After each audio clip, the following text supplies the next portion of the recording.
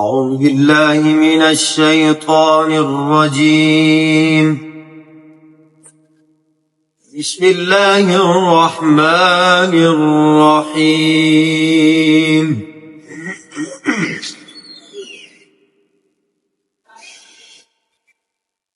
إذا جاء نصر الله والفتح